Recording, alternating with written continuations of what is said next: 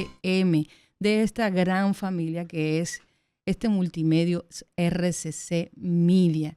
Hoy, un día más, nosotros como siempre felices, don Georgie Rodríguez, don Rudy González y una servidora Olga Almanzar, nosotros felices de acompañarles desde ahora, desde las 5:30 de la tarde hasta las 7 de la noche para informarles, para analizar la información, para tener buenas entrevistas que son, claro que sí, de mucho interés para ustedes, para nuestra audiencia. Y como ya notarán, mis compañeros están casi llegando, o al menos eso esperamos, ya que se encuentran atascados, como es de costumbre, en esas zonas cercanas a lo que es la 27 de febrero, que en este momento se encuentra muy congestionada y que cuando venía para la emisora, cuando venía para RCC Media, pues advertí que hay varios agentes de la DGCET que están tratando de ayudar con la circulación del tránsito, pero no sé qué sucede porque he visto un gran movimiento de patrullas policiales, también he visto ambulancias que están circulando por la zona de aquí de Naco y parece que o hay algún tipo de operativo o algún tipo de respuesta ante alguna emergencia que de seguro más adelante en la tarde pues estaremos recibiendo informaciones al respecto. Bueno, y como siempre iniciamos con las informaciones que han sido más interesantes en el día de hoy, siguen las reacciones de esta intimación que hiciera la Junta Central Electoral al partido Fuerza del Pueblo, en donde llama la atención por esta protesta que inicialmente se quiso pues promocionar y vender como una protesta social y que muchos sectores de la vida pública, la opinión pública y diferentes organizaciones han llamado la atención en relación a que se convirtiera en una marcha política, un meeting. Y en esta ocasión, un dirigente importante de la Fuerza del Pueblo, Manuel Crespo, defendió este martes la Marcha del Pueblo como una manifestación cívica y pacífica, centrada en reclamos por el alto costo de la vida, inseguridades, apagones y deterioro de servicios públicos. Esta organización opositora depositó en la Junta Central Electoral un acto de respuesta al acto de intimación y advertencia, donde la Junta Central Electoral advertía sobre posible propaganda electoral anticipada en la marcha del 30 de noviembre, lo que podría acarrear sanciones administrativas. Don Georgie Rodríguez. Buenas tardes. Bueno, un poquitito retrasado, ¿no? Normal. Estaba en una reunión. La suerte que es muy cerca de aquí. Bien. Hablaba precisamente de esta reacción que ha tenido la Fuerza del Pueblo, que se ha puesto en evidente postura de, vamos a decir, de crítica y yo siento que hasta cierto punto tratando de restar importancia a la decisión de la Junta Central Electoral con este tema de la intimación por la marcha que mal se llamó marcha social que organizó la Fuerza del Pueblo. A mí me luce una posición insolente, irrespetuosa, porque la Junta Central Electoral es el organismo autorizado a regular los procesos electorales en la República Dominicana y la actuación de los partidos políticos. Es una manera arrogante, como es costumbre en la Fuerza del Pueblo y sus dirigentes, una forma de querer demostrar que están por encima de la verdad y de Dios inclusive. Se sienten poderosos. Pero ese poder donde hay que demostrarlo es en las urnas. Y ciertamente violaron la ley electoral y la Junta Central Electoral ha sido benévola con la Fuerza del Pueblo. Lo que procedía era haberla sancionado de la manera más contundente para sentar un ejemplo a las demás fuerzas políticas y organizaciones políticas del país. Yo por eso yo no le quiero seguir dando importancia al tema de la fuerza del pueblo y de la marcha, de la famosa marcha. Que sigan su campaña de crecer, de tratar de fortalecer a su partido, de presentar nuevas caras, de no seguir queriendo imponer a una figura con un rechazo inmenso ante la población dominicana y que no tiene ya nada que ofrecerle a este país, salvo que no sea el ejemplo que dio porque ahora queremos olvidarnos de que Leonel Fernández era líder, batuta y constitución del Partido de la Liberación Dominicana. El hombre que anunció en New York, en un encuentro, una asamblea con los dirigentes del PLD, que tenía 42 mil millones de pesos y todo el petróleo, el asfaltado para asfaltar calle y llevar a Danilo Medina al poder como lo hizo. Claro, después le pesó porque Danilo le sacó la lengua. Entonces, que se dediquen a trabajar, a hacer política. Ellos son políticos profesionales. Yo no sé lo que le está pasando al doctor Leonel Fernández, a mi amigo Leonel Fernández. Que reencauce su partido. Él tiene las posibilidades de convertirse en la segunda fuerza política del país, porque el PLD está lamentablemente atravesando una situación donde incluso los dirigentes y miembros a veces sienten hasta vergüenza de decir que son PLDistas. Y el PLD adolece de una figura aguerrida, de una figura con un discurso de vanguardia, y hasta que no logren eso. Por eso yo estoy de acuerdo en opiniones que han surgido del PLD de que se hace necesario ellos tener un candidato lo más pronto posible, pero que sea un candidato potable, que pueda tener un discurso y tener que ofrecerle a este país. Que no sea la historia del PLD morado y verde. Bueno, don Giorgi, en otro orden, Lía Campos, embajadora de Estados Unidos en República Dominicana, manifestó que bajo la administración de Joe Biden, para mí fueron unas declaraciones bastante fuertes, el país contó con presión política para que mantuviera abierta la frontera con Haití. Al hablar durante el almuerzo de la Cámara Americana de Comercio de la República Dominicana, indicó que la presión política de la llegada de ciudadanos indocumentados a Estados Unidos, muchos de los cuales eran delincuentes y no tenían ningún interés en formar parte de Estados Unidos y de lo que nuestra nación y nuestros valores representan, entre comillas, también se tradujo en represión para República Dominicana de parte de la administración Biden. O sea que lo que durante muchos años se argumentó, al final la propia embajadora lo termina de confirmar. Mucha gente, y eso también tuvo que responderlo el presidente en la semanal, mucha gente ha criticado este acuerdo que se hizo con Estados Unidos de básicamente cederle el derecho de utilizar lugares de seguridad nacional al gobierno de Estados Unidos en República Dominicana.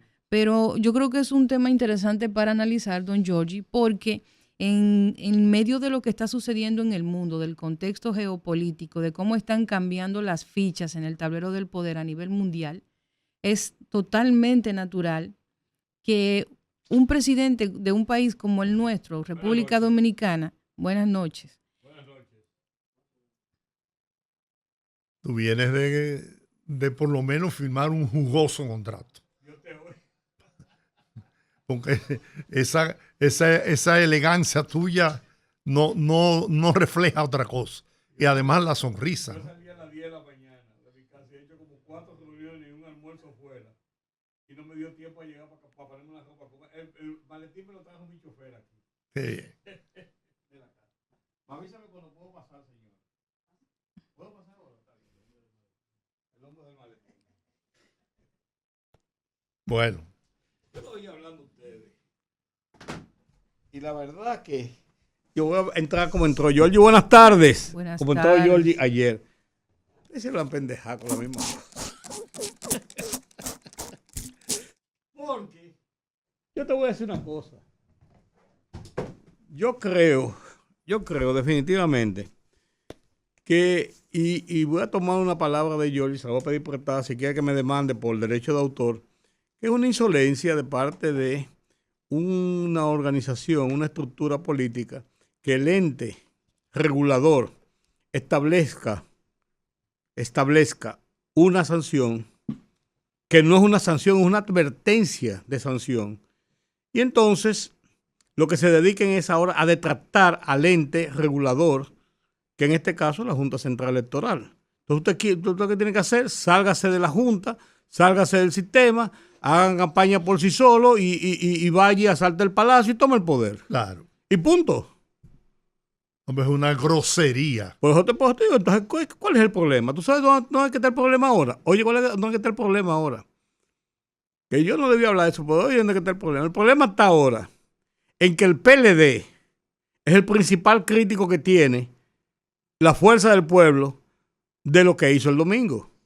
Porque la fuerza del pueblo se dedicó en un subterfugio de que iba a ser una protesta social, que yo no sé por qué una protesta social, yo no sé cuál es la crisis que hay por una protesta social de esa magnitud primero. Pues está bien, ese es su derecho.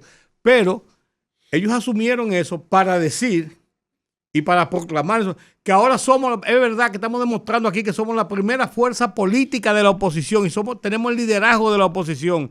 Y dentro de poco vamos a ser la primera fuerza política del país, un político. Entonces, el partido reformista, el PLD, pues se parece tanto al partido reformista al PLD. El PLD es una M. Es una M. Por eso yo oí a Johnny Pujols en Samaná, lo comentaba ayer, diciendo que era verdad que era un acto político y que la segunda fuerza son ellos, ya respondiendo el mismo domingo. Pero yo oí esta mañana a un miembro del comité político del PLD, decir todas las groserías y las barbaridades y decir que la Junta Central Electoral es una floja, porque en vez de haberse una advertencia, lo que debió haberle puesto la multa. ¿Y qué? Vamos arriba. Entonces, la gente de la Fuerza del Pueblo comenzaron a circular en el día de hoy una advertencia similar que hizo la Junta Central Electoral a el PRM. Lo que no se dieron cuenta es de que hay gente que no solamente lee lo que dice el texto, sino cuando fue emitida en agosto. Cuando hubo la cuestión aquella y ellos dijeron, bueno, está bien, y mandaron a bajar todas sus campañas internas que es verdad que tenían aspirantes a la candidatura presidencial. Contrario a lo que ha hecho la Fuerza del Pueblo ahora. Admitir que usted usó un subterfugio, que usted engañó a los ciudadanos, que usted quería hacer un mitin político.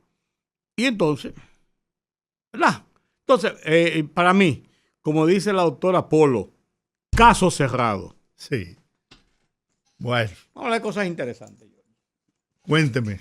Bueno, déjame ver, porque bueno, yo tenía una listica Venezuela, hecha de temas. Yo esto no lo entiendo, pero... ¿Qué tú no entiendes? Esto, la Autoridad Aeronáutica de Venezuela Ajá. ha confirmado que ha recibido la solicitud presentada por el gobierno de Estados Unidos para poner en marcha de nuevo los vuelos de los inmigrantes deportados de los Estados Unidos. Sí. Según ha indicado el Ministerio de Transporte de Venezuela en informaciones recogidas por la cadena de televisión venezolana. Sí.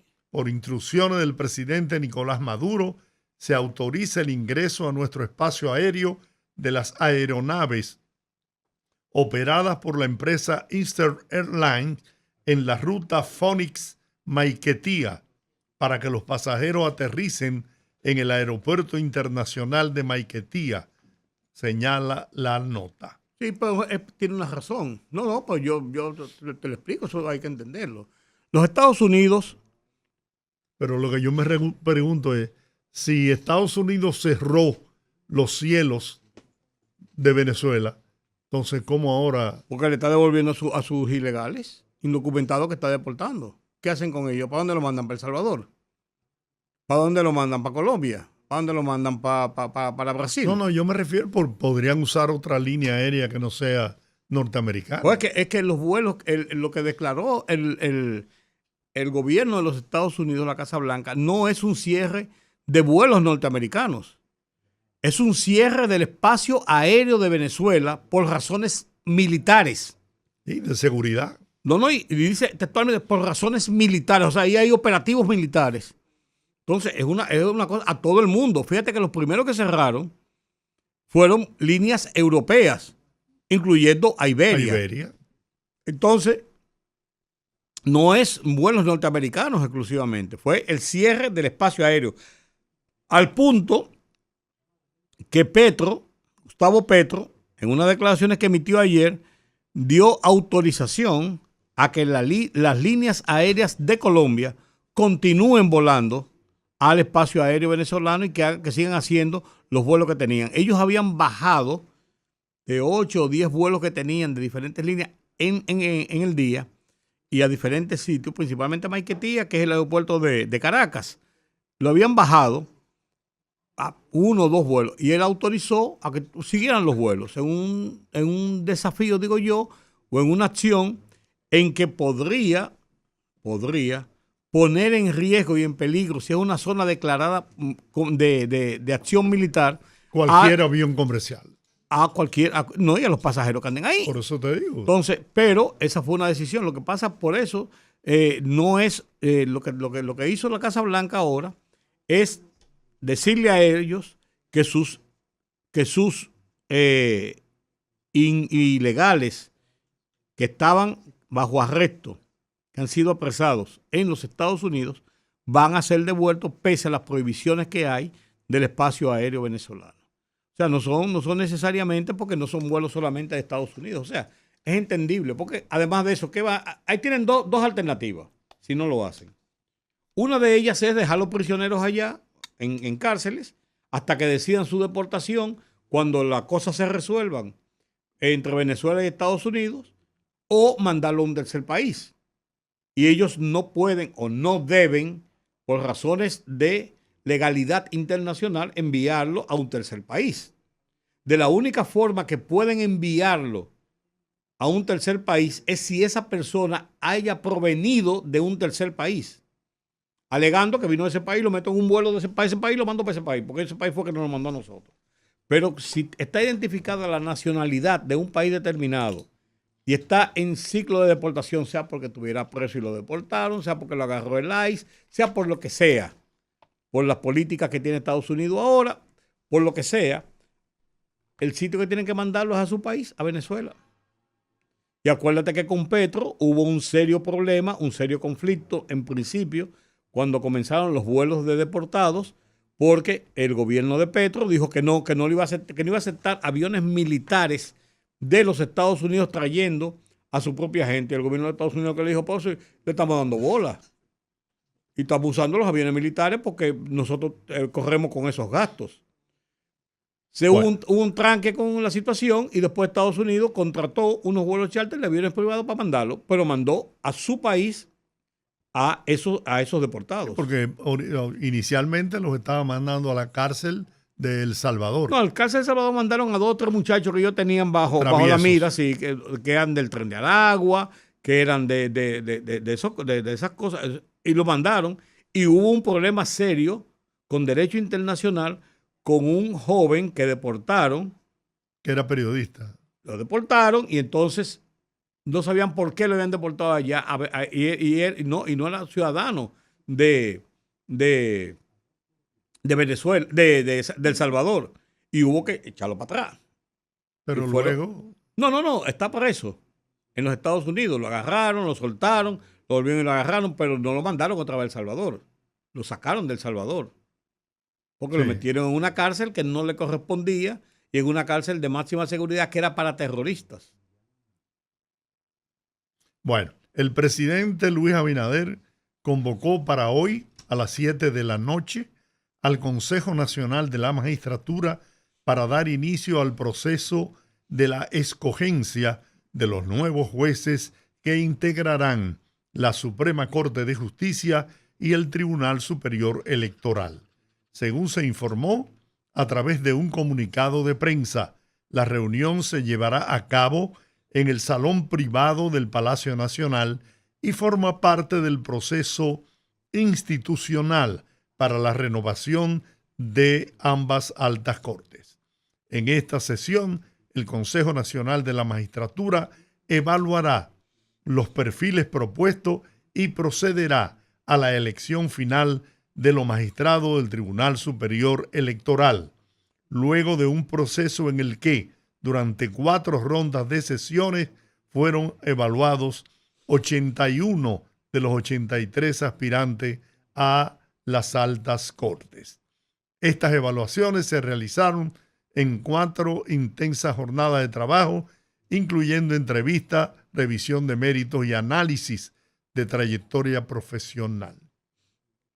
En total, los consejeros deberán elegir 15 magistrados para ocupar las vacantes, 5 jueces para la Suprema Corte de Justicia y otros 5, incluyendo 5 suplentes, para el Tribunal Superior Electoral.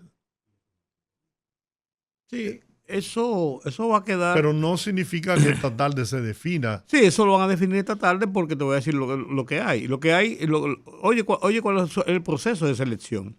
Durante las entrevistas se van llenando una suerte como de planilla, se le va a dar una puntuación y la categorización que cada uno de los 8 consejeros tiene de una persona. Y lo que se hace regularmente es que se coteja las puntuaciones y se va haciendo una depuración. ¿Quedan cuánto?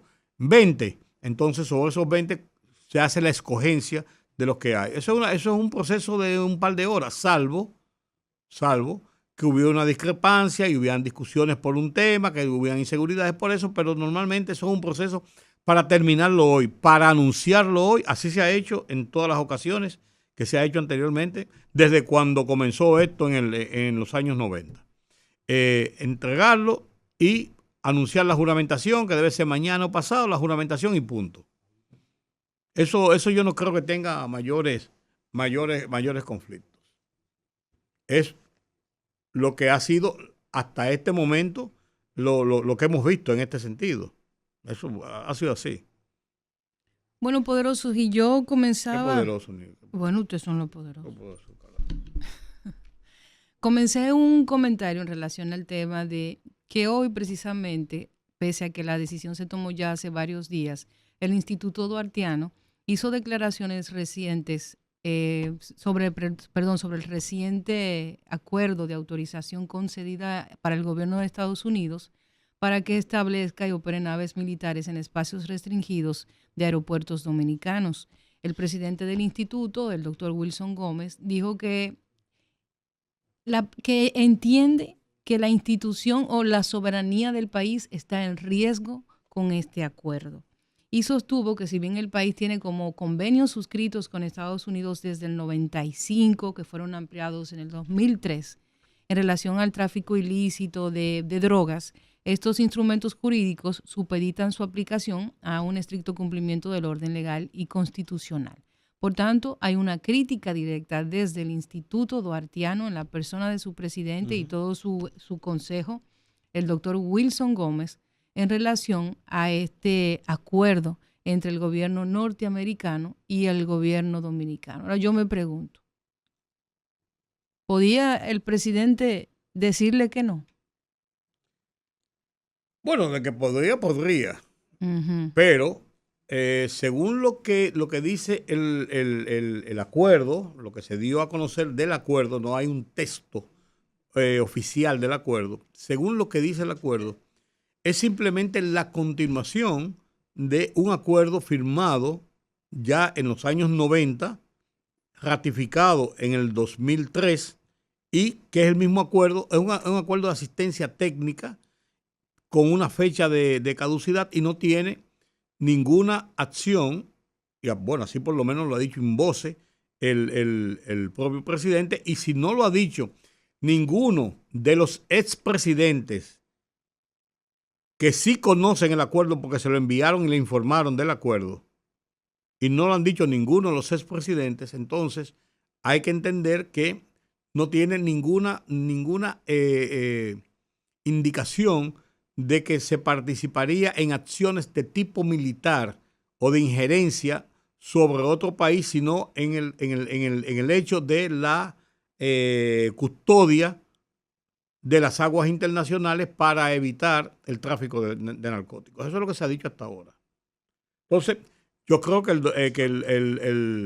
doctor Wilson Gómez es coherente en su sentido de que nadie se meta con las cosas de los dominicanos y nosotros tenemos toda la libertad para hacer esto y aquello, de la no injerencia. Él tiene sus posiciones. Hay otra gente que tienen esa posición de que esto no constituye una injerencia. Hay gente que entiende que sí, que es una injerencia y que nosotros somos genuflexos, y hay otra gente que indica que eso es parte de los acuerdos internacionales en una lucha común. Yo decía antes de ayer o tras antier, cuando hablábamos del tema, mi opinión, Rudy L. González Campos, cédula 00108745228, residente en Santo Domingo, estado civil casado, ¿qué más? Que desayuna, come y cena cuando puede, cuando el tiempo me deja o cuando me da la voluntad, que hago café por la mañana y hago todas las necesidades que hacen los seres humanos. Punto.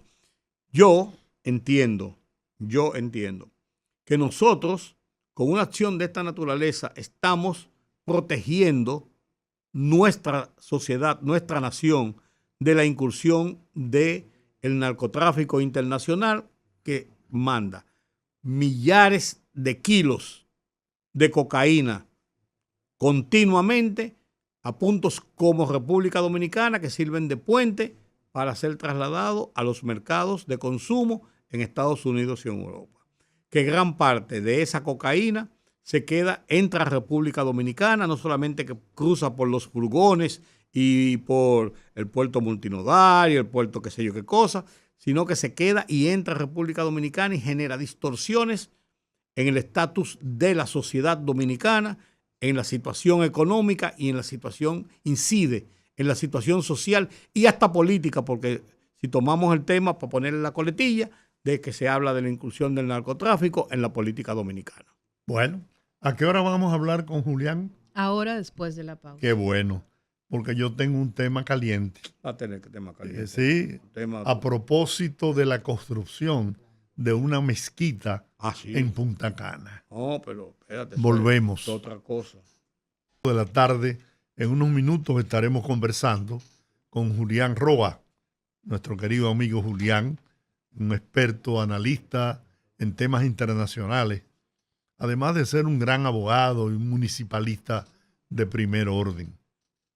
Mire, hay una alerta sobre la acelerada proliferación de mezquitas financiadas desde el exterior, en particular por entidades vinculadas a países petroleros, lo cual aumenta la preocupación sobre la influencia de agendas religiosas y políticas externas en la región.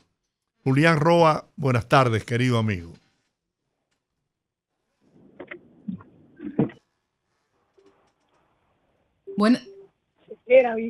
Buenas tardes. Hola. Buenas tardes. Hola, Olga. Hola, ¿cómo está, profesor? Hola. Bienvenido. Me van a romper aquí el tímpano con el audífono, la cosa. Eso es Sandy para desconcentrarme. Adelante, Julián. Buenas, ¿cómo están ustedes? Aquí por cabezadura. Cuéntenme. Ya tú estás en Caracas, en Maiquetía, tú estás en el portaaviones Gerald Ford. ¿Dónde tú estás? Estoy caminando en Mirador.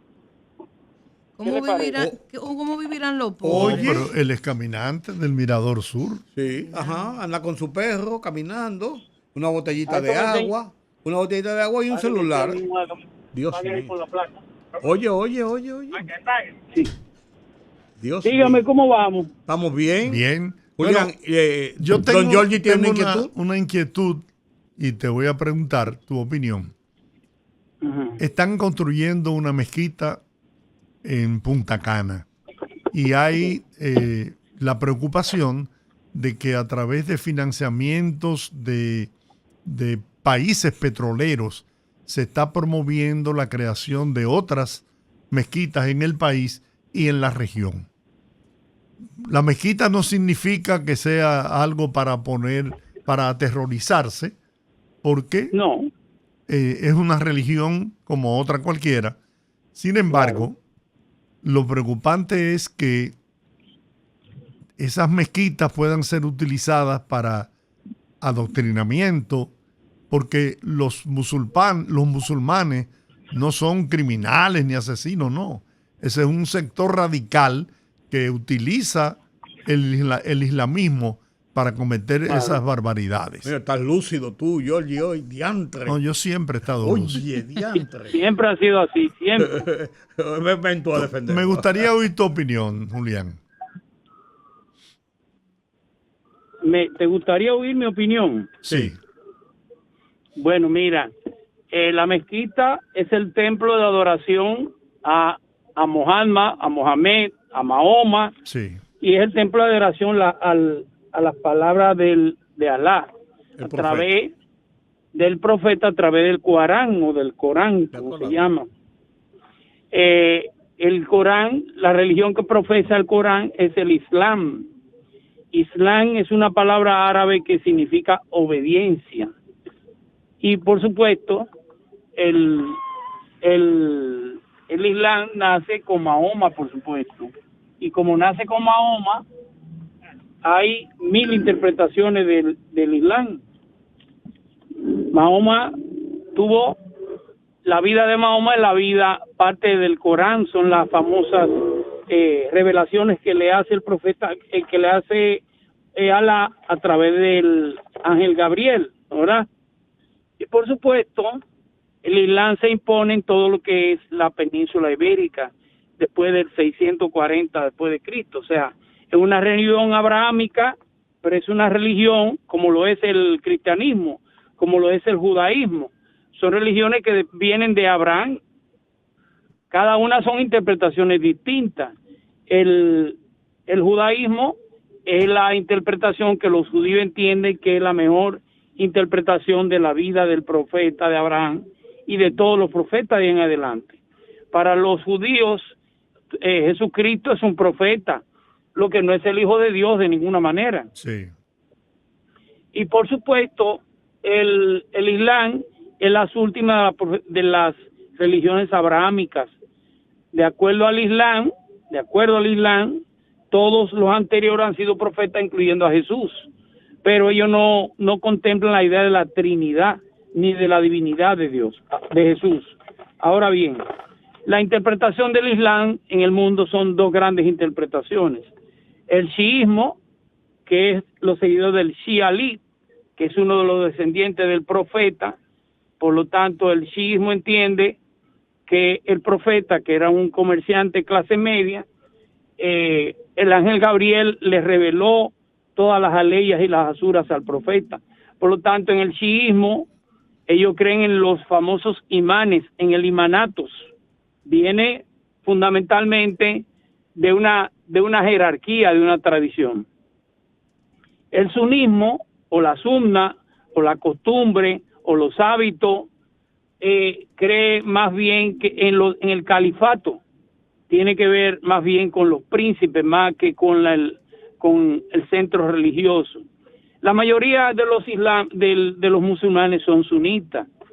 De hecho, solamente se practica el chiismo en Irán, en Yemen y en un poco de Arabia Saudita y por supuesto un poco en Siria.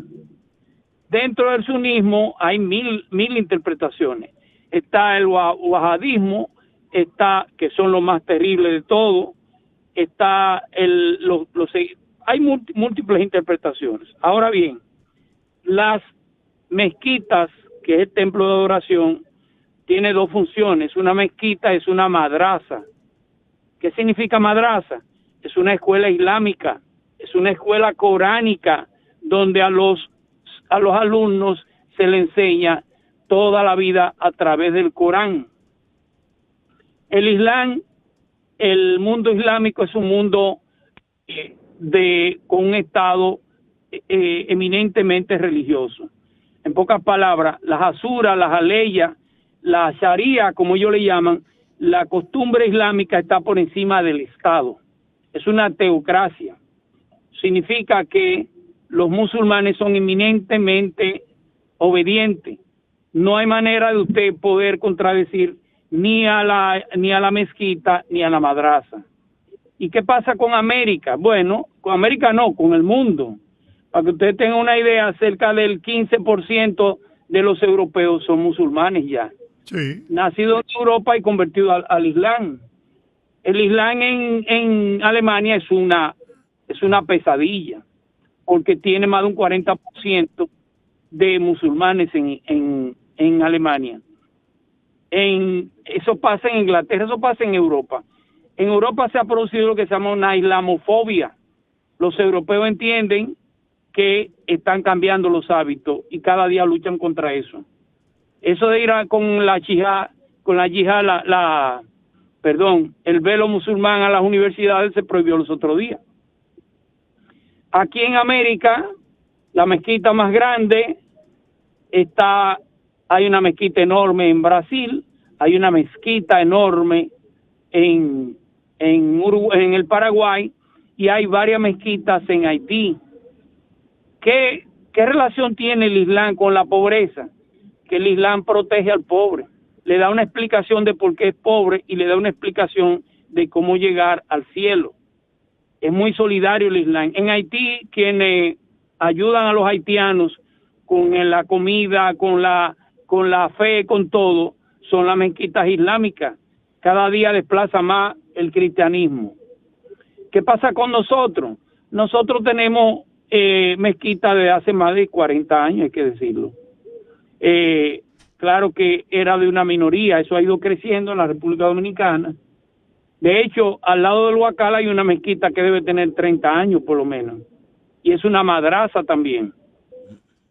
La mezquita de Bávaro, y con eso concluimos, es una mezquita que habría que ver de dónde viene el financiamiento. Hay ricos en Arabia Saudita, capitalistas, sin embargo, su fe es islámica y muchas veces radical, y financian la construcción de mezquitas en toda América. ¿Es ilegal la mezquita? Claro que no, está en la Constitución, y en cierto modo es una nueva interpretación de la fe, fundamentalmente. A mí personalmente, yo soy católico, y sé que cuando el Islam tiene una tendencia hacia el radicalismo, los fieles cumplen al pie de la letra cada uno de los pilares, como ellos le llaman. Los pilares más importantes en el Islam, que son 5 pilares, pero el de mayor credibilidad es la yihad islámica. Yihad significa sacrificio. No tiene que ser guerra necesariamente. La yihad es una lucha personal del creyente. Tú, por ejemplo, tienes una yihad para dejar de fumar, o tienes una yihad para dejar de beber, o una yihad para pagar limosna.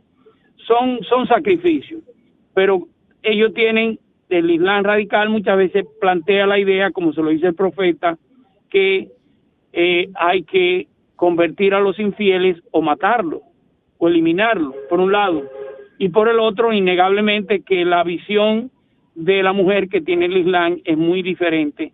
No digo que inferior, yo no la comparto, pero es muy diferente a la visión occidental que nosotros tenemos los derechos de la mujer.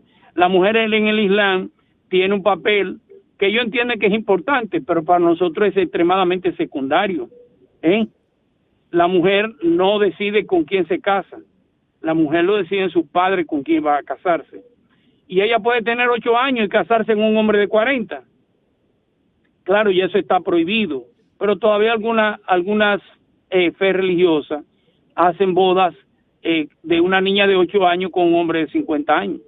Y tú dirás, ¿cómo se da eso? Sí, él se la lleva a su casa. Ella quizás no tiene acto sexual, pero ya tú tienes idea la obediencia con que va a vivir esa niña cuando llegue a ser adulta. Pero Julián, yo pienso que independientemente de que es una religión, de que es una manera distinta de interpretar al ser supremo, pero es denigrante la manera en que el Islam trata a la mujer. Bueno, te repito, yo no lo comparto, pero esa es la visión oriental que ellos tienen de la mujer. Pero eso tiene su perdón que me meta, pero nosotros lo vemos desde Occidente de esa forma. Pero en Oriente Por eso para digo. ellos es lo normal. Ellos es lo normal y la mujer lo acepta. Totalmente. Es lo normal. Lo, O sea, lo de hecho- acepta porque si no la matan. no, por eso eso es su cultura. Ellos Por lo, eso te digo, ellos pero lo no es que aceptan. la aceptan. Claro. Sí, los Se la otros, Yogi, pero- imponen. bueno, Yogi. pero ellos viven de esa forma. No hay culturas superiores a otras, hay culturas distintas. Ese mundo existe y existe para ellos.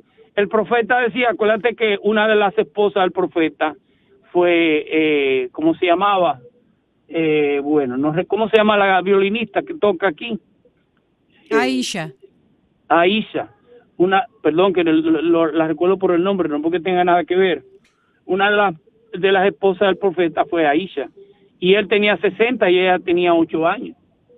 De hecho, en una de las aleyas del profeta dice que es mejor que la mujer tenga su primera menstruación en casa de su esposo y no en casa de su familia.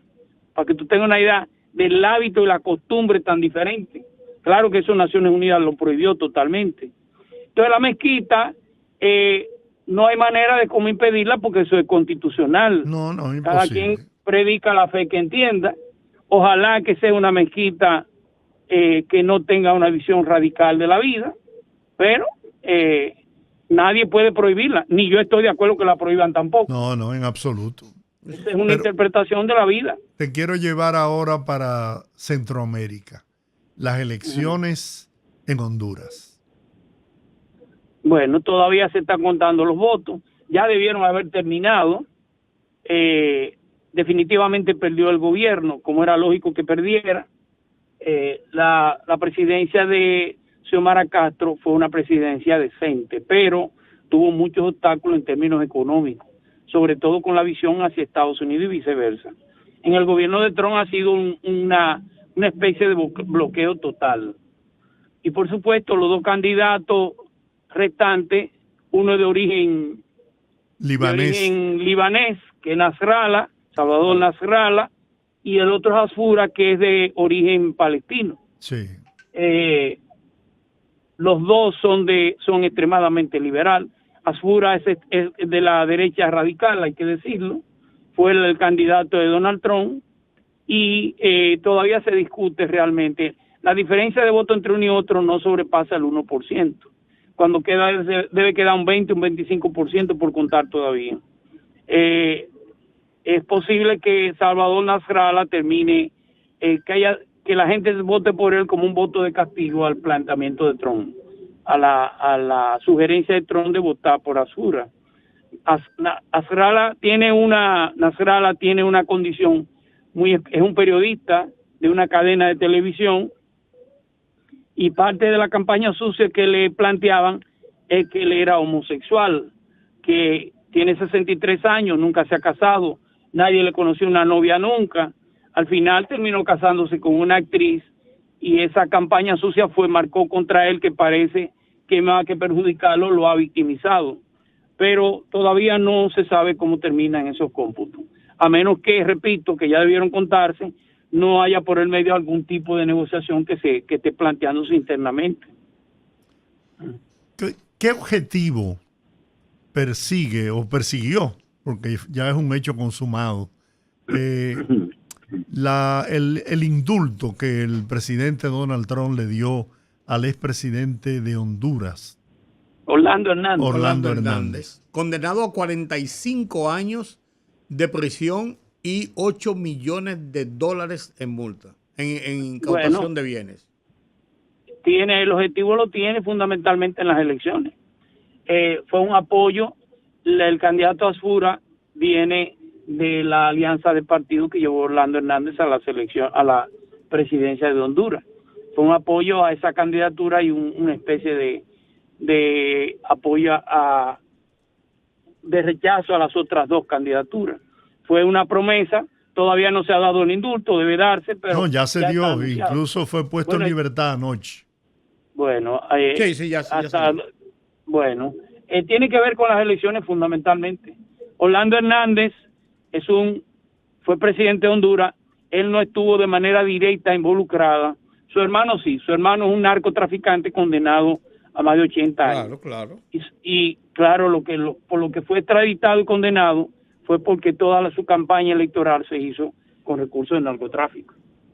Profesor, y en el caso de lo que está sucediendo con las declaraciones recientes de Donald Trump sobre Venezuela, ¿qué nos puede decir sobre eso? ¿Es más presión de Donald Trump tratando de sacar a Maduro o efectivamente puede que exista la posibilidad de que Estados Unidos intervenga a Venezuela?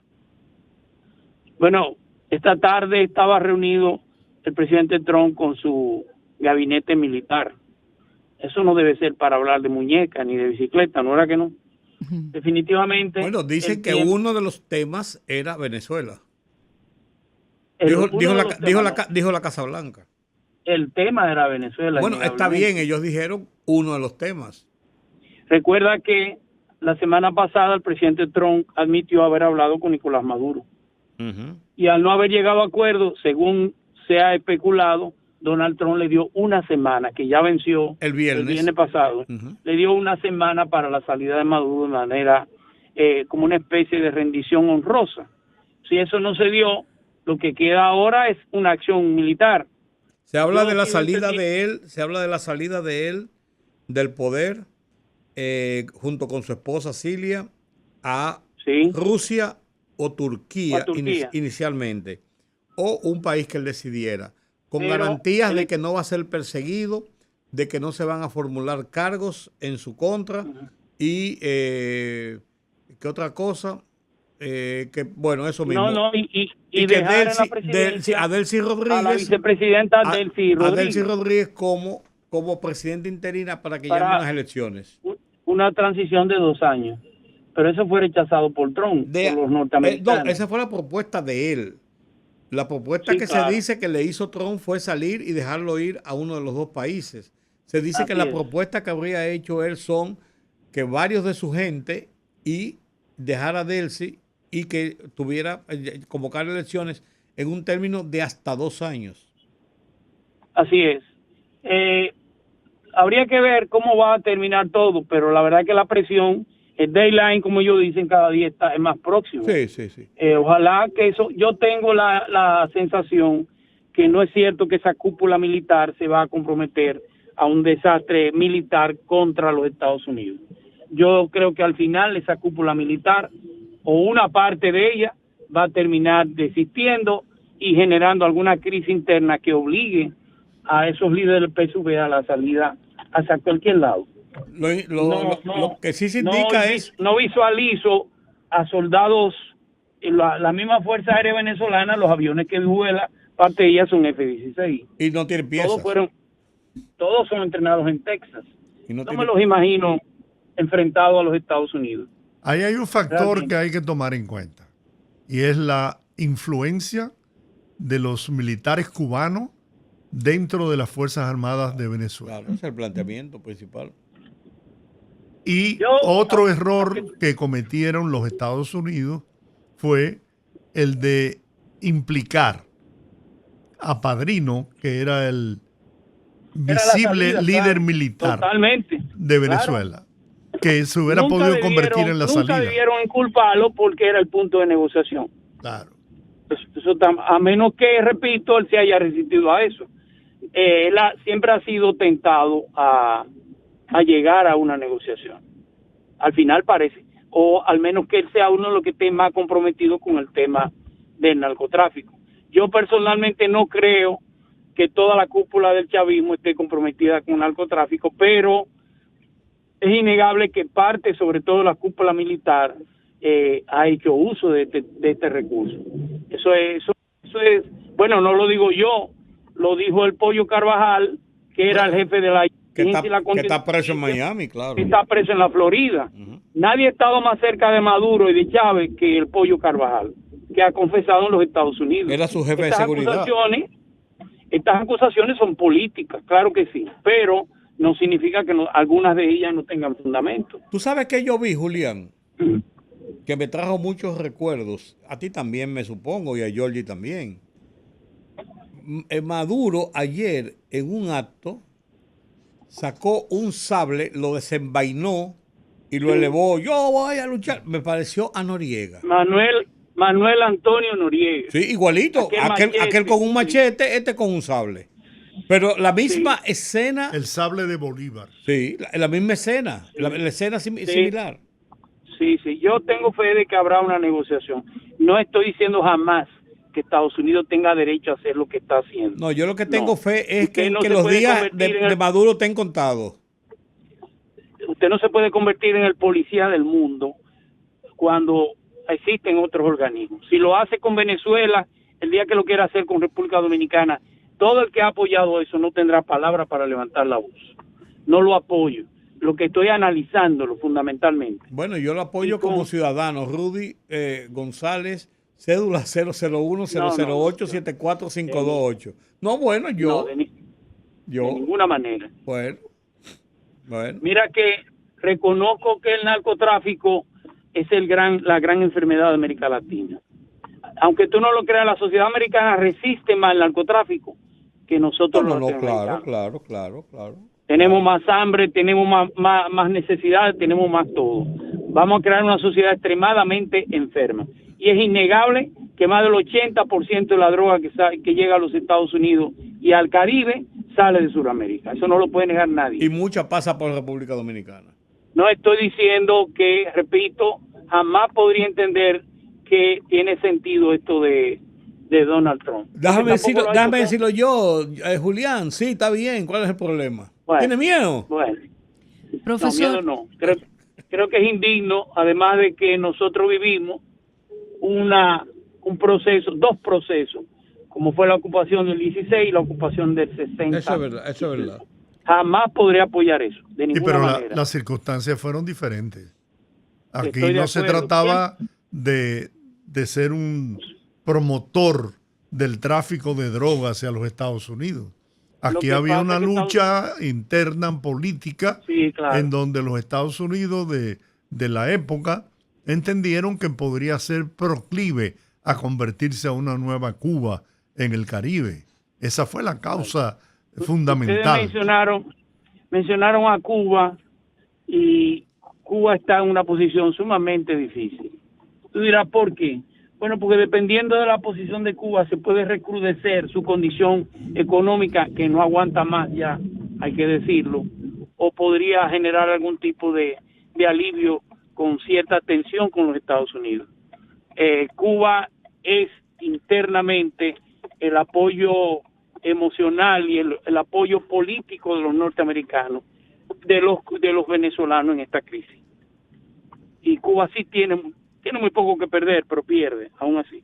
Profesor, el acuerdo entre el gobierno dominicano y el gobierno norteamericano, hoy después de ya varios días, el Instituto Duartiano ha criticado la medida, teniendo en consideración que es un acuerdo que, según informaciones oficiales, viene desde el 2003 y que simplemente sería en relación a utilizar las bases dominicanas con temas técnicos y de abastecimiento. ¿Qué opinión le merece?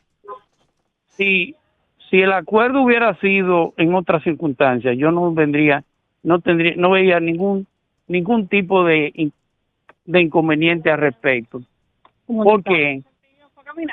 Porque fundamentalmente es una lucha contra el narcotráfico. Jamás estaría opuesto, pero todos sabemos que este acuerdo en estas circunstancias, el uso de la base militar y civil, tiene un objetivo fundamental, se llama Venezuela. ¿Me escuchan? Sí, claro. Y me parece que la República Dominicana debe estar lo más alejado que pudiera estar a cualquier confrontación contra Venezuela. Ojalá que ningún avión sea armado con bomba en uno de sus aeropuertos para bombardear a Venezuela. No estoy diciendo de ninguna manera. Creo que si yo hubiera sido el presidente, no me someto a ese tipo de rigor. No me someto, definitivamente. La lucha contra el narcotráfico estoy totalmente de acuerdo. El uso de instalaciones militares para luchar contra el narcotráfico también estoy de acuerdo, pero no en estas circunstancias. En estas circunstancias el objetivo es muy claro y muy preciso y muy definido, que es Venezuela. Y creo que nosotros tenemos mucho que agradecerle a Venezuela, independientemente del chavismo. Pues tenemos que salir de Maduro.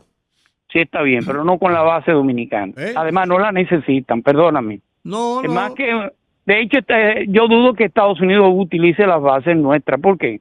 Porque tiene Vieques está a la misma latitud que está San Isidro. Culebra está a la misma latitud que está San Isidro. No, y tiene, Trinidad y y Tobago tiene la está- mayor base, que es el portaavión. Tiene 4.000 soldados en el portaavión. ¿Para qué tú necesitas? No, necesitaba un compromiso, necesitaba involucrar a la República Dominicana Claro. en ese tipo de conflagración. Y eso yo no lo apoyo, Pero nosotros debemos, independientemente de quién lo haga. pues nosotros debemos hacerlo y está bien hecho. Pues pienso yo. Rudy Bueno, González, 001-008-74528. Bueno, ahora me aprendí una nueva forma Yo- de hacer yo comunicación, dando la cédula. Lo que no he escuchado es la posición del liderazgo político dominicano, salvo Guillermo Moreno.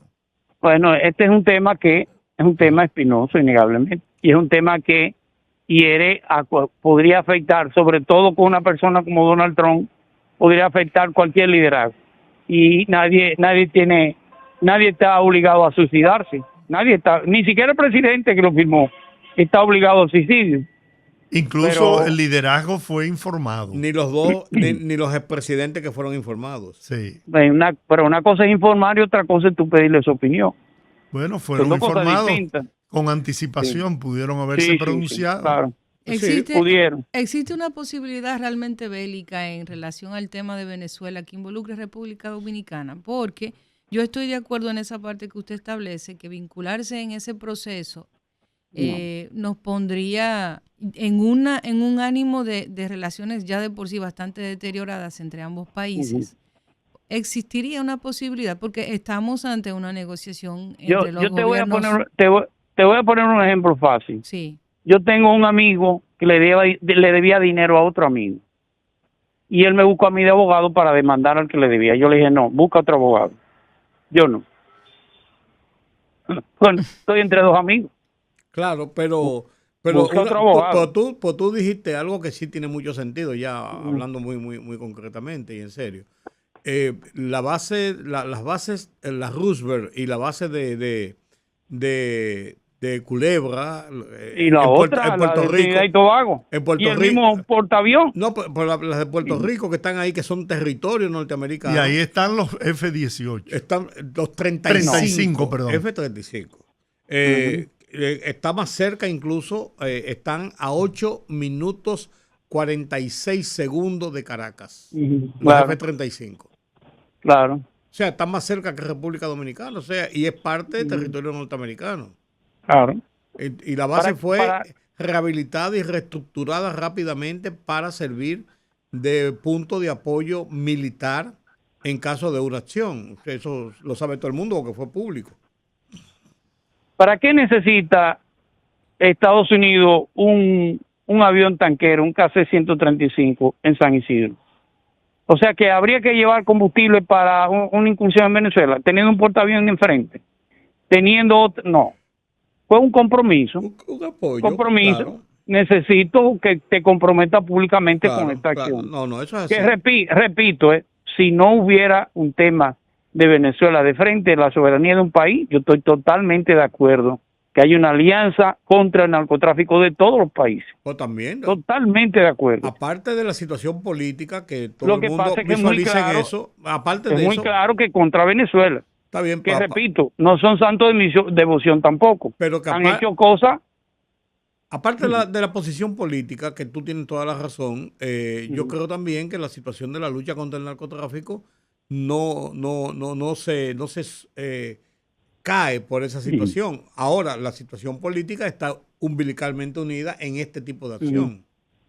¿Qué hubiera pasado con un coronel que vendía armas en Irán? Vendía armas en Irán Oliver North. y vendía y traía armas a Nicaragua. Oliver North. ¿Cuál hubiera sido su condena en este gobierno de Donald Trump? Oliver North. Por cierto, del Partido Republicano. Bueno, fue condenado en los Estados Unidos y fue Y fue indultado. Y fue indultado después.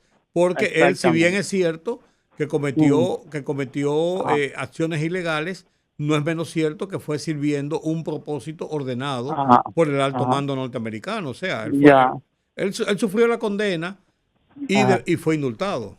Y esa fue una decisión de un coronel del ejército de los Estados Unidos o una condición de Estado. Del alto mando norteamericano de los Estados Unidos. Bueno. Por eso La los política, muchachos... la geopolítica hay que analizarla como es, no como uno quiere que sea. Claro, por eso los muchachos que están ahí en el portaavión y los que están piloteando los aviones y los helicópteros que vamos, con los que vamos a entrar a Nicaragua, Nicaragua va también después, pero primero Venezuela, para salir de Maduro, están liberados de esa Yo personalmente estaría de acuerdo que Venezuela vaya a una transición y haga unas elecciones libres. Ojalá que unas elecciones amañadas como se hicieron la última vez. No, ojalá que fuera sino así. Unas elecciones libres. Ojalá que fuera así. Fuera así, pero que eso se hiciera bajo una negociación. Claro. Eso, soñar es gratis. Pero vamos a sacar a Maduro. La idea es que vamos a sacar a Maduro. Yo sé que tú eres madurista, Olga, pero yo no soy madurista. No, para nada, no. Julián, mañana, ¿verdad? Tú sabes que tengo como influenza. Me voy a hacer un examen ahora en la noche. Mañana te confirmo tempranito. Ok, está bien. Que esté bien, profesor. Cuídate. Gracias. Un abrazo. Gracias, Julián. Bye. Yo lo que soy es demócrata. Que haya democracia en el país.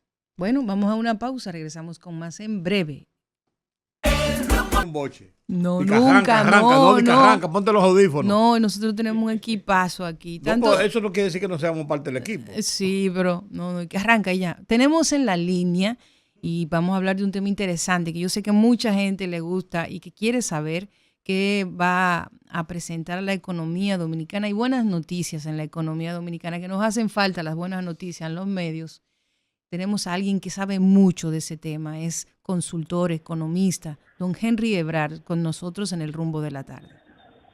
Sí, muy buenas tardes, gracias por la invitación, ya entrando en la recta final de este año, ya estamos a apenas 29 días.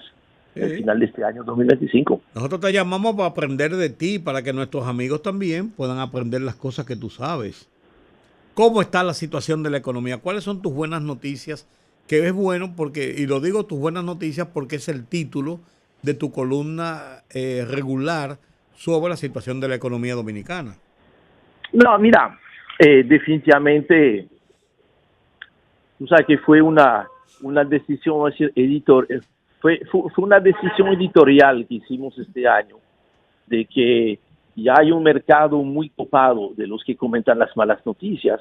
Entonces yo entendí que si tú buscas un mercado, tú tienes que buscar una necesidad insatisfecha. Correcto. Entonces yo entendí que el tema de las buenas noticias era un mercado, ¿no? Eso es así. Mucha gente hace el esfuerzo de... Y yo creo que, si bien es cierto, mira, 2025 quedará, ¿no? En la historia con un año frustrante en términos económicos, porque tú inicias el año con un presupuesto que busca un crecimiento de un 4.75%, después de crecer un 5% el año pasado, y mes tras mes se ha visto la necesidad, tanto desde fuera como desde dentro, de revisar a la baja, y la última revisión a la baja que se había hecho, se recuerdan que fue en oportunidad de la misa aniversario del Banco Central, claro, donde el gobernador oficializó el hecho de que ya ni siquiera el 3%, que eso era la referencia del marco macroeconómico para elaborar el presupuesto 2026, sino que ya se hablaba de 2.5%. Y a un 2.5% se entendía, porque eso era tomando en cuenta los datos hasta septiembre, faltaban octubre, noviembre y diciembre. Septiembre había sido malo, 1.1, y lamentablemente octubre fue peor, porque el crecimiento fue apenas 0.2%, en gran medida. No estoy diciendo que sea la única explicación. De hecho, es difícil porque todavía no tenemos, el Banco Central no ha publicado los datos a nivel sectorial, pero obvio que y la tormenta tropical Melissa y después, quizá más importante, las lluvias que tuvimos la semana siguiente han hecho que se perdiera probablemente a nivel promedio, dependiendo de los sectores, pero probablemente entre día y medio y 2 días y medio de labores. Y entonces cuando tú tienes en un mes de 30 días, en realidad, tú quitas los domingos que en gran medida no son días completamente laborables, por supuesto, sábado tampoco. Vamos a decir que si tú tienes promedio 26 días completos laborales, tú pierdes 2 días y medio, prácticamente tú perdiste el 10% de tus actividades del mes, ¿no? Entonces yo creo que eso es importante y nuevamente nos recuerda que una de las principales vulnerabilidades de la economía dominicana, que es un factor que no controlamos y que si vuelve cada año, desde junio hasta final de noviembre, es el tema climático. Y el tema climático este año nos afectó más quizás que el año pasado, a pesar de que esta temporada ciclónica fue, con la excepción de Melissa, que fue uno de los fenómenos más importantes de los pasados 30 años, fue el único fenómeno realmente muy grande y lamentablemente sí nos afectó, aunque mucho menos que a territorios como Haití o que decir de Jamaica. Me imagino que cuando veamos los datos de Jamaica van a ser terribles. Entonces, ya con esto, con este dato que se dio a conocer esta semana, es muy difícil, es imposible cerrar con 2.5%, porque la economía tendría que crecer 5% en noviembre y diciembre, por lo que mira, muy probable que terminemos con un crecimiento entre 2.2 y 2.4%, asumiendo que, mira, noviembre fue mejor, y de hecho ya, va a ser una de las muy buenas noticias del mes de noviembre, y vieron con qué rapidez se dio a conocer eso, porque hay una buena noticia que trata de borrar la mala noticia. Se ha dado a conocer los datos de turismo mucho más temprano que lo acostumbrado, porque efectivamente la cifra fue muy buena. En el mes de noviembre, según los datos que publicó, ¿no? Sí. El Ministerio de Turismo, estoy viendo la presentación que nos mandaron, pues tú ves que en este mes de noviembre llegaron por vía aérea un total de 715,000. 616. Exactamente, 715,916. 616 y 284,568 en cruceros. ¿Y qué quiere decir eso? Que por el lado de los turistas, o sea, por vía aérea, es un crecimiento de un 7%. Eso es una aceleración del crecimiento, vimos 2%, 3%, ahora 7%. Esto es prácticamente el primer mes de la temporada de invierno, aunque realmente se considera en República Dominicana que la temporada de invierno empieza el fin de semana después de Thanksgiving, que es cuando ya los americanos empiezan a viajar masivamente fuera del país, ¿no? Entonces, muy bueno. Y del lado de los cruceros, que fueron de manera catastrófica afectados en el mes de octubre, me parece que hay un 40%, la idea de crucerista, porque la costa norte, por supuesto, estaba muy afectada por la tormenta. Vemos que, según los datos de turismo, en el mes de noviembre, la llegada de crucerista creció un 33% por encima del mes de noviembre del año pasado. Yo creo que esto es efectivamente muy positivo, y especialmente cuando tú ves que dentro de esta llegada de turistas es el mejor mes de noviembre de todos los tiempos.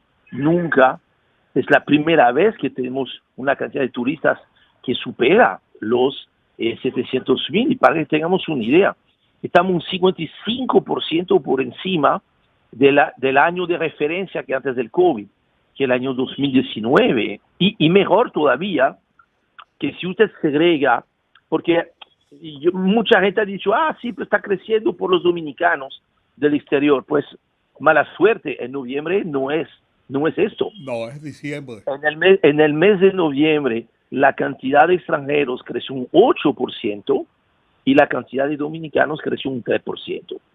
Y eso nos muestra también, y esto yo creo que es muy, muy, muy positivo, es que los principales mercados que estaban cayendo, Estados Unidos, Canadá y Alemania, han estado creciendo este mes. Y más especialmente, yo creo que es muy buena noticia ver que los turistas desde Estados Unidos han crecido un 10% en este mes, y nos confirma que la tendencia muy negativa que había empezado el año pasado, o sea que ni siquiera tenía que ver con Donald Trump, porque ahí tratamos todo de explicar ese por Donald Trump.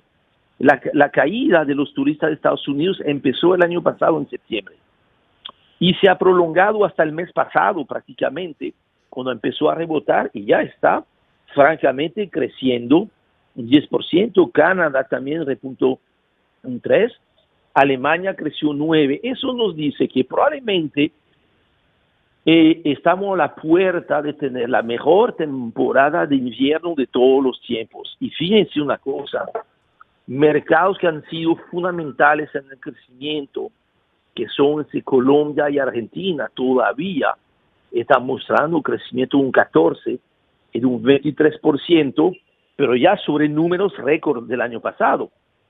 Entonces, creo que este tema del turismo es una muy buena noticia, porque con esta intensidad de crecimiento puede estar compensando una parte de lo que no se ha recuperado todavía del sector de la construcción. Pero en fin, de este lado del turismo, creo que muy bueno. Y la otra buena noticia, que de cierto modo contradice lo que algunos me han compartido esta mañana. Yo estaba en un seminario sobre el tema de reforma fiscal, y ahí había representantes de varios partidos, ¿no?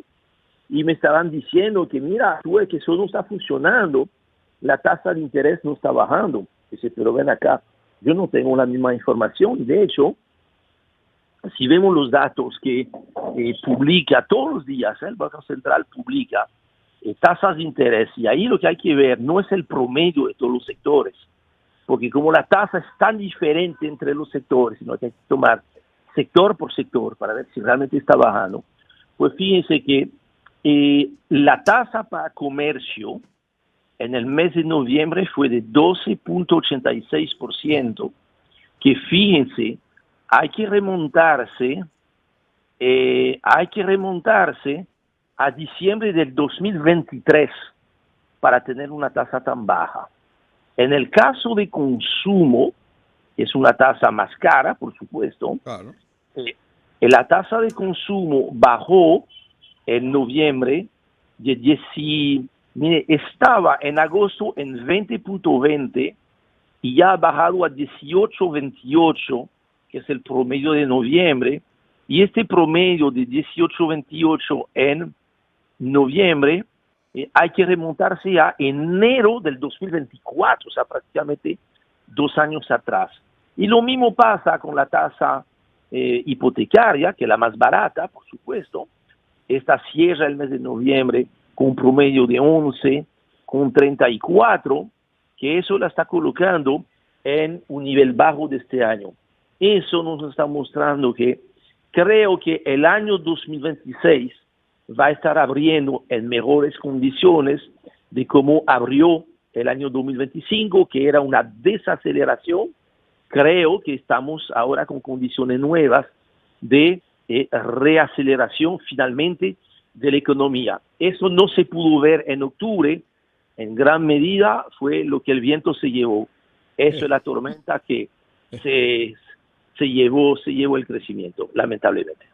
Bueno, estimado Henry Ebrard, muchísimas gracias por estas positivas noticias que nos hacen falta. Dice por ahí en comunicación que las buenas no son noticias, excepto aquí en el rumbo de la tarde. No, decía don Germán Ornes que si el azúcar subía a $150 la tonelada y ese mismo día había un choque donde habían 5 muertos. El choque de 5 muertos es el headline del periódico y la subida del precio del azúcar, una esquinita, si acaso en la portada. Así es.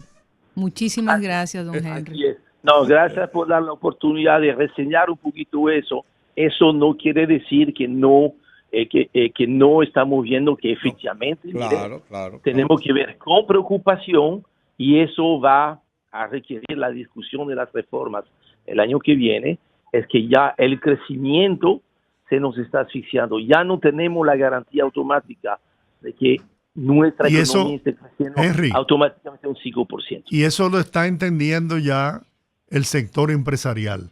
El presidente de la Asociación de Industria de Santiago planteó en su discurso, Marco Santana, de que se hacía necesaria una reforma consensuada, equilibrada, para poder reanimar la economía dominicana. Oye una cosa, Henry, yo de fresco. Oye esto, Henry. Que eso no es casual, que en 2 semanas seguidas este mensaje llegó desde Santiago. La semana pasada fue en el almuerzo anual de la Asociación Industria de la Región Norte, con la presencia de Marín Díaz, que se habló que efectivamente había que tener esto, y lo confirmó con mucha razón ayer la otra gran asociación de Santiago, la ASIS, y que va en esta misma dirección. Yo creo que ese es un llamado para que aquí también en Santo Domingo la gente se ponga las pilas, porque si no, en eso las águilas van a estar dominando también en ese campo. Bueno, mira, yo de fresco escribí un análisis, un enfoque que sale mañana en el Listín Diario, a página, sobre la situación de la economía, planteando eso. Te invito a que lo leas, me llame y me asquerosee como tú quieras, porque tú eres que sabes de eso. No. Sabemos que ahí va a estar. Mire, nosotros estábamos advirtiendo de hace tiempo este año. No esperemos de que se complique la economía para hablar de estos temas. Eso es lo que dice, eso es lo que dice Magín. Así es. Henry, muchas gracias. Un gran abrazo. Lamentablemente hizo falta eso para retomar esas discusiones. Un fuerte abrazo a todos ustedes. Un fuerte abrazo. Señores, hasta mañana. Dios le bendiga. Mañana viernes de Bellonera.